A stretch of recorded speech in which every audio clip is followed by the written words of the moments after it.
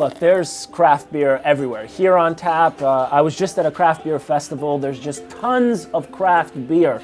What's going on? Is this the best it's ever been?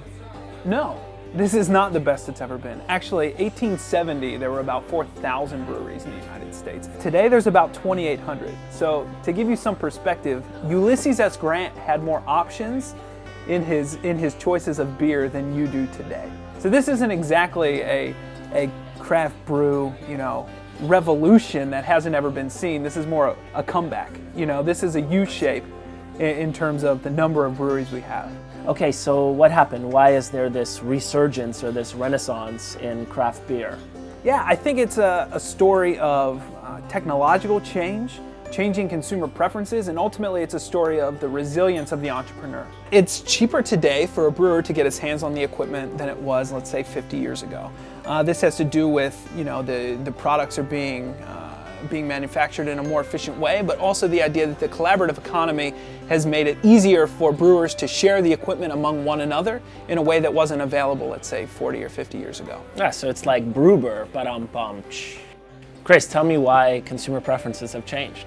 Yeah, I would attribute a lot of this to do with the deregulation of home brewing in the 1970s.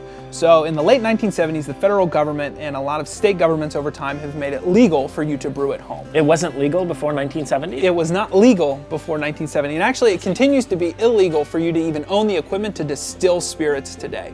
But in the 1970s, they made it legal for you to homebrew, and it actually opened a lot of people's eyes to the idea that the Millers and the Buds of the world is not the sort of par excellence of brewing. Yeah. And the craft brews we have today are really an outgrowth of that idea.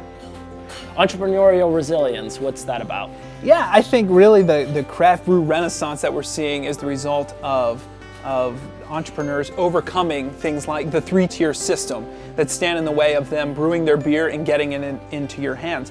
And a lot of the regulations are built on this idea that somehow doing it for free is good, but doing it for money somehow is bad. And when you try to sell your beer, they make it much more difficult than if you were to just give your beer away.